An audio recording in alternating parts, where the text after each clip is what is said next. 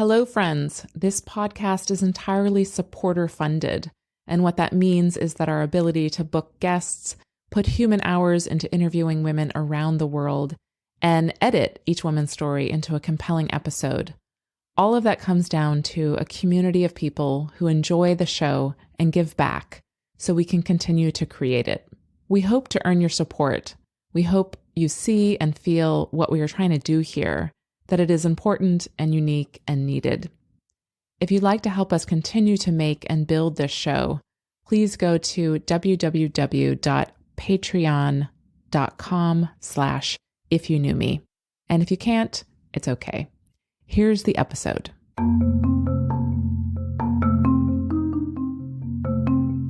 Hello, I'm Jamie Yuenger, and this is If You Knew Me, a podcast about the inner lives of women.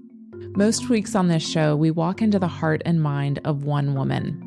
That guest can choose to share her real name or to stay anonymous. Other weeks, we offer interview episodes with experts on themes relevant to women's lives. This week, we hear from Dulcie Whitman. That's her real name. By the look of her, you'd never expect that Dulcie was a premier badass for most of her life. She drank and rode a killer motorcycle. She dated and kissed whomever she fancied. A few years ago, everything in her life came to a screeching halt, both literally and figuratively. As a little girl, she had grown up with violence, but she'd also written poetry. In the end, writing became the road she took to find her way home. Dulcie's story is entitled, I Felt Invincible. So my mother's father was the colonel, and my dad's father was the dirt farmer. My dad's father and father's father, and many fathers probably before that, were New Hampshire, hard scrabble, earthy, tough guys. And they built everything they used. They built the houses that they lived in, and they built the carts that they farmed in, and you would think they built the cows practically the way they were with them. And my dad loved that part of the life there, but I think he didn't want to be tied as a kind of a beast of burden. I think that was how it seemed to him. He wanted something more for himself. So he became an engineer. And my mom grew up traveling all over the world. Her dad was in the Army, and her mom was a beauty queen. And my mom was the only child of their dazzling union. She probably showed both the gains and the losses from that.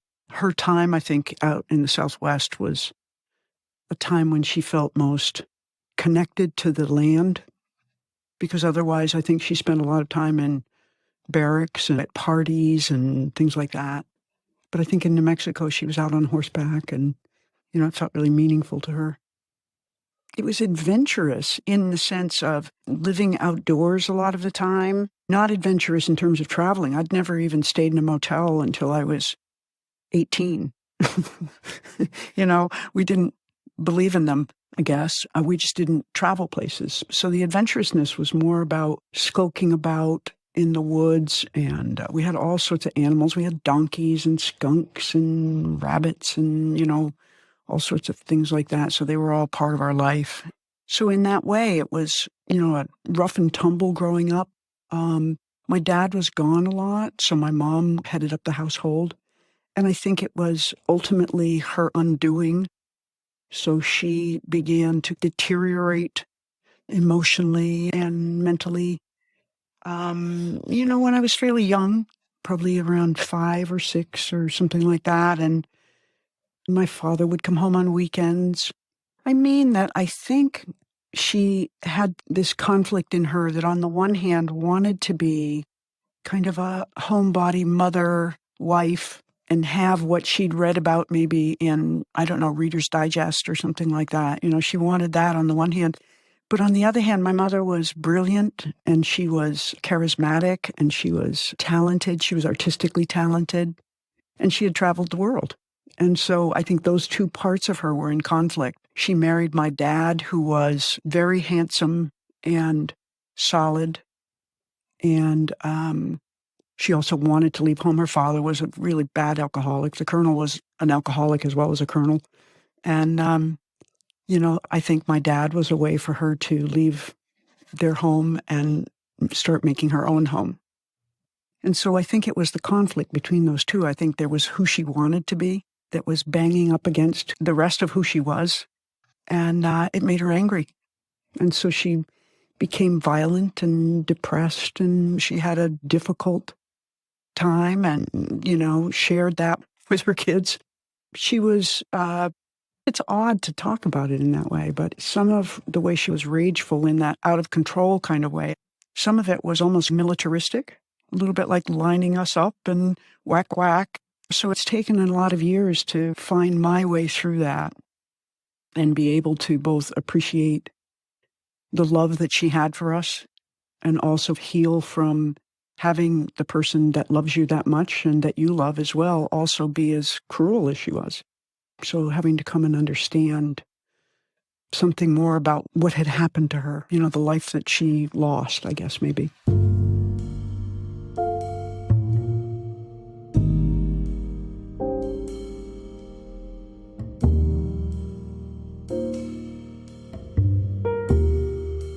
There's like a couple of different types of violence. One where if there was something missing in the house, my mother thought that we hid things from her. And so if she couldn't find something, she would line us up and we had to hold our hands out. And she had a wooden paddle that she would hit our hands with and until somebody admitted what they had done with the thing that was missing. And then if nobody admitted it, then it would start all over again. So there was a lot of that kind of systematic beating, I guess, is really all what you would call it. And then we would bribe somebody to admit something so that it would, because oftentimes there was no solution to it other than somebody taking the hit, so to speak. So there was that kind. And then there was the other kind where she was out of control and she would choke or burn or, just lash out with something that was whatever was in her hand. I was afraid of her. I loved her and I was afraid of her.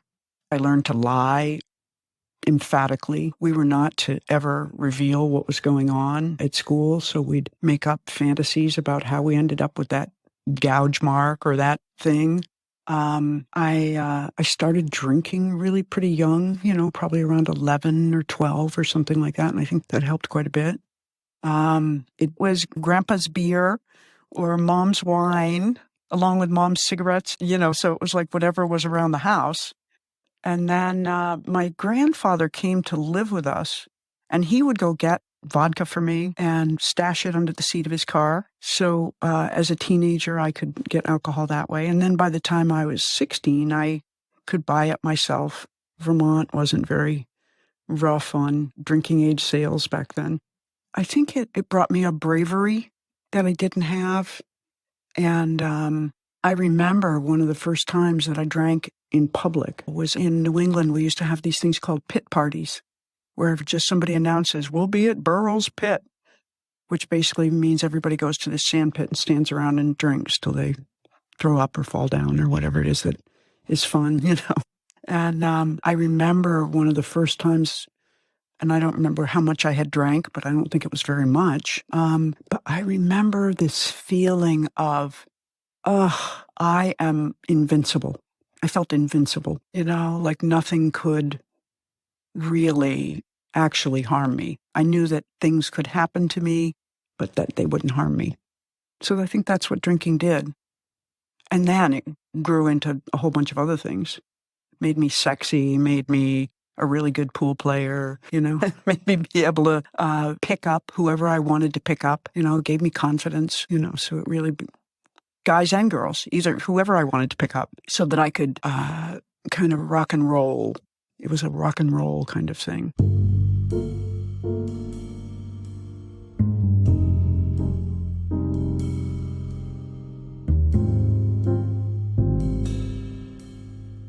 There was a time in my 20s when I stopped drinking.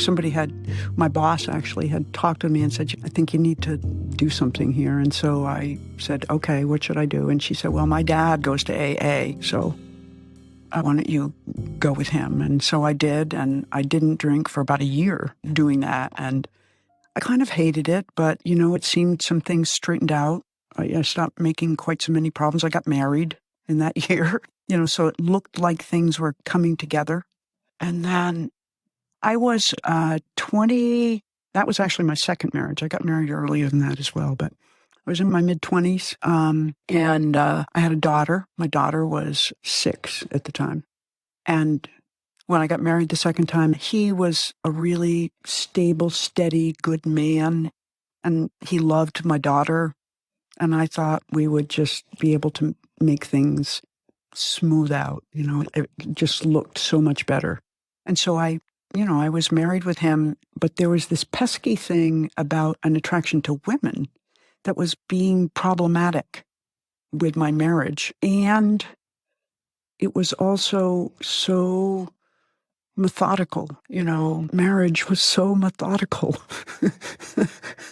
It was like, go to work and come home and make the dinner and watch the TV. And oh my God, I couldn't, I felt deadening inside, even though, really, he was a good person that should have been my friend. He's still a friend, he is everything I thought he was. And I just shouldn't have gotten married.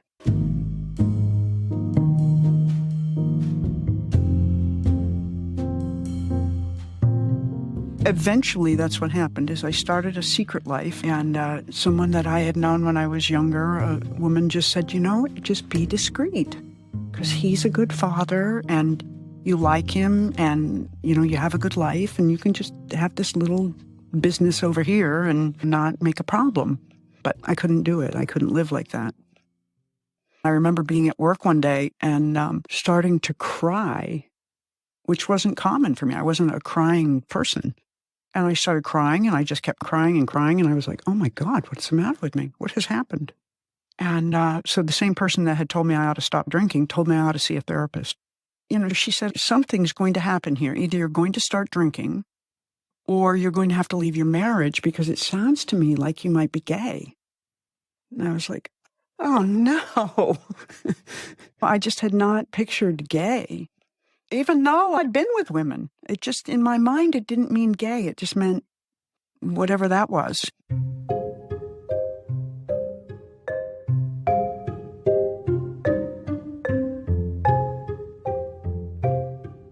I don't remember if it was immediate, but I know that it was fairly soon after that. I told him that I needed to talk with him, and I told him that there was nothing wrong with him. At the time, when I said, what's wrong is me. I'm the wrong thing.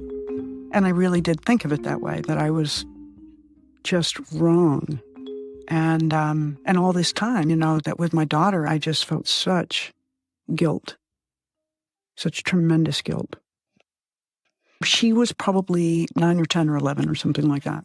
She adored him, and he adored her, and here I am. I won't just behave and make a decent home for her, So I ended up leaving and moving to Maine. My daughter maintained a relationship with her dad, and, she was angry and sad for a while when we moved. And then being in Maine and in the school system here and in the friends that she met here began to bring something else alive in her that wasn't being brought alive in Virginia. And so between that and still being able to maintain a relationship with her dad, she started healing. And then I really started in my own real recovery program, where I had to do something besides not drink, where I had to do my own healing work, because it turned out all that business that had gone on when I was growing up really had been problematic. I'd been damaged in ways that I didn't recognize, and that I needed to do some healing and come to terms with who I actually was. I went to a therapist. That's what I did. And, at the time, this woman, I had no money at the time, and she was willing to see me for $5. And she saw me for almost 5 years. By the end, I think I was paying her 15, but it was such a gift. And it was in that time that I had finished a degree in psychology when I was in Virginia. And when I came up here, I started training in substance abuse counseling after I finally stopped abusing my own substances. And so that started this new career direction in terms of becoming a therapist. I hadn't intended to become a therapist. I just kind of ended up that way.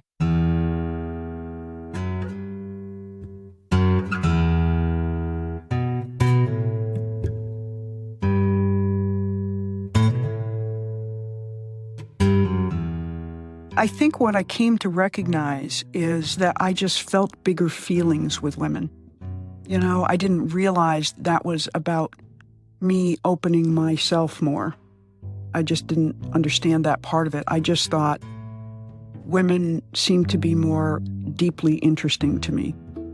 And whereas men were fun, you know. And so the process of recognizing that in order to be intimate with someone, truly intimate with someone, you actually have to open. And that wasn't available with men. I didn't know where to find that. So since that time, I've only been with women. And I'm in a relationship now. I've been with her. She and I have been together for about 12 years now. I think this is where we'll be. And I've just had to continue to grow, to learn about having true relationship, you know, and really knowing how to make myself available. Learn what to do when I don't trust something or when I'm hurt or when I'm angry, you know, and learn how to be truly generous versus generous with strings attached.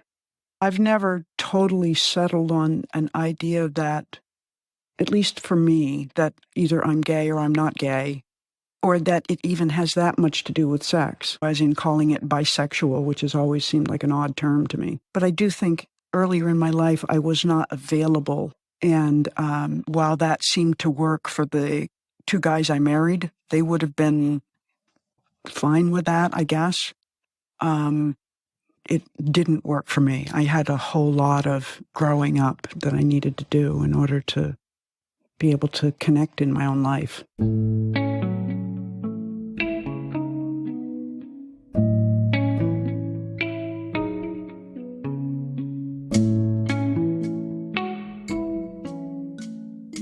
I had a motorcycle accident. I'd had a motorcycle when I was younger and had sold it when I realized that I was a yahoo and my daughter was going to be motherless if I didn't get rid of the motorcycle, so I did. And then, 30 or 40 years went by, and I'd been sober a long time, and my mother had just died about 6 months or a year before. And I bought a house out in the country and bought a motorcycle. So there was, I think, maybe around 10 years of just joyful riding around on my motorcycle. I was never like a motorcycle go with other people kind of thing. I didn't like that. I didn't identify as a biker chick, but I loved the motorcycle. And then one day someone just went through a stop sign and we crashed, and it was a really big accident. And I was, on the edge of death and crunched up into little pieces for a long time.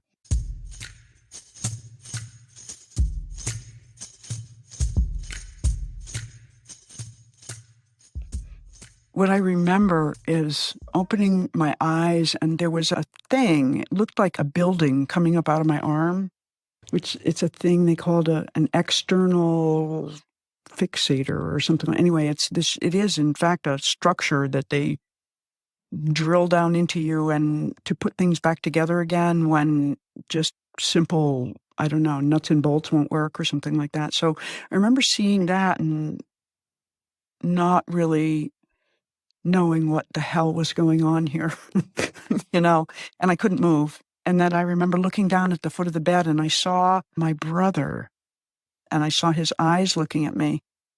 That was my first memory. And then I was gone again for a while. And then when I came back, I started getting information from my partner.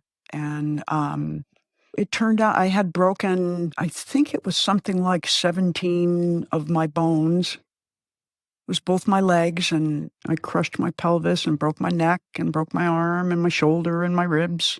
Really, everything was broken. I had a head injury, a brain bleed. I looked like a mummy, kind of. What I'm told is that I said some things during that time. I don't have any recollection of that, and I don't have any recollection of the accident. I remember going and getting on the motorcycle that morning. I can see a picture of myself going and getting on it, and then I don't remember anything else from that. What feels meaningful to me about it is I've sometimes thought that there were a few points in my early time where there was some kind of a choice being made about whether I was going to make it or not. That's what I think. And this was one of those times where I remember opening my eyes. I remember seeing the metal structure coming out of my arm and having no idea of what was going on. I didn't know what had happened, and I didn't know why my arm looked like that. And then I looked down at my feet, and my brother was sitting in a chair looking at me. And I just remember seeing his eyes, and this feeling came into me of that I was going to be all right. That's all there was. I didn't know anything beyond that.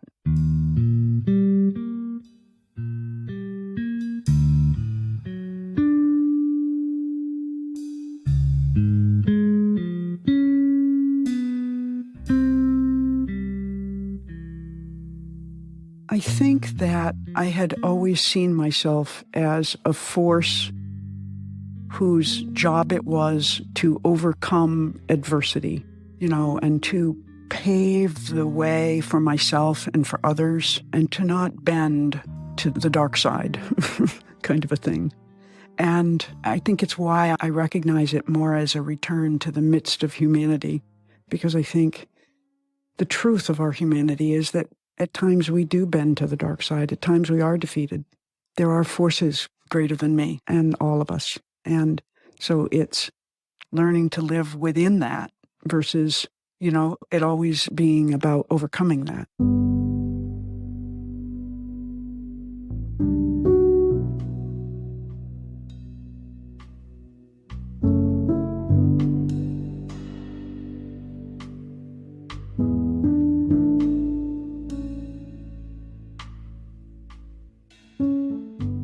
The first year I couldn't get out of bed.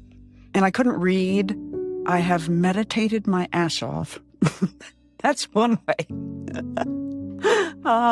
Really, meditation has been how I lived a lot of the time.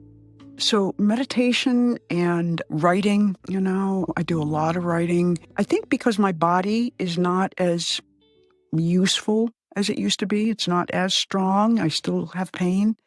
I think that moved into some of the other forces of me that aren't quite as physical, aren't quite as strength-oriented. And so that's a softer and maybe a more ethereal world it's almost like a muscle that I hadn't known about. Really, I'd heard about it and certainly talked about it, but I hadn't had my own experience of it. Writing had always been important to me. I think when I was younger, I would write poetry, really, that kind of really bad poetry. And then I think when I was in college, I was afraid, when I was in my undergraduate program, I was afraid to take writing because I thought I was no good at it. And I didn't want that to show, So I took one English class in my undergraduate and I loved it, but I was too lacking confidence to continue it. So then, as my daughter started to get older, I started taking classes, night classes through adult education, like creative writing classes and things like that. And I think somewhere one of them, I, of course, had some sort of a love affair with my creative writing teacher, and that probably added quite a bit of zest to my writing. And then it just kept coming back. And again, I forgot about this. Along with buying the house out in the country and the motorcycle, that's when I decided to go to graduate school to get my MFA. That was a wonderful experience. And it did a lot to sweep away the insecurity that I had about myself as a creative person or as an expressive person or as a writer. And so I think I thought I might write the next great American novel or whatever, which it's probably on its way. It's maybe not quite done yet. It's interesting because I was writing a book when I had my accident, and the book was called Confessions of a Therapist. And so I had written about 2/3 of it, And then I had my accident, and a couple of years after my accident, I picked it up and didn't quite know what to do with it because some of what I had written, I felt like I couldn't totally connect with. And I think part of it is a bit like what I've said before, that part that's kind of a pick yourself up by your bootstraps energy, I think was a more significant part of me prior to my accident.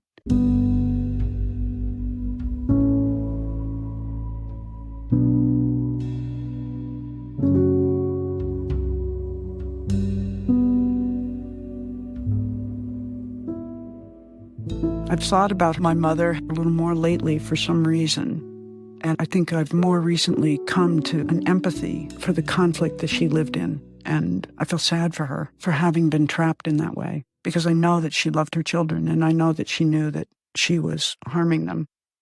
I have told her a number of times that I deeply appreciate that there's a number of talents that she had that I've inherited, and I understand that she could do no other than what she did. And I'm sorry for what she had to go through in the midst of that, and that I'm okay. That's basically what I've said to her. I'm okay. I remember she told me when my mother had brain cancer, and I took care of her about the last 6 months. And one of the times she said to me, "I'm scared for you." And I said, "Well, why?" And I didn't know whether she was brain cancer talking or just regular talking. And she said, "Well, because you haven't found your root." And I said, "What do you mean?" And then she sloughed it off. "You know what I mean," like that. So that was one of our last conversations, her telling me she was scared for me and that because I hadn't found my root. And so I've asked her that a couple of times since she's been dead. "Hey, what do you mean with that?" And the last time I asked her, she said, "You know what I mean now, you know? You know what I mean." And I thought, well, I do know what you mean now. I didn't know what you meant then. But this part where I can understand that there is a strength in me, that the truth is that I earned the strength in me. And the rest of me, I didn't really earn. The rest of me was given to me. And some of it was given by her and by my dad. And then some of it was given to me by the Stardust world. Thanks so much for listening to this week's episode. Dulcie Whitman is a writer and a therapist with over 30 years of experience. She's also a hiker, reader, mother, and person. You can connect with Dulcie through Wide Open Writing, which hosts writing workshops and retreats. To learn more and connect with Dulcie, see the show notes. I said this last episode, but I wanted to say again that we are switching the frequency of our newsletter from once a week to once a month. Piet and I are always thinking about how we can build more connection and reduce the noise. So we are lowering the frequency, but upping the quality. Our new newsletter will include a short letter from me where I'll reflect on the 4 episodes from that month and how they relate to a bigger theme going on in the world. It's designed as a pause or a moment of self-care where you can step away from the hustle and bustle of your daily life and sink into something deep. So if you'd like to hear from us, this is a great time to sign up for the newsletter that hits once a month. See the link in the show notes to sign up.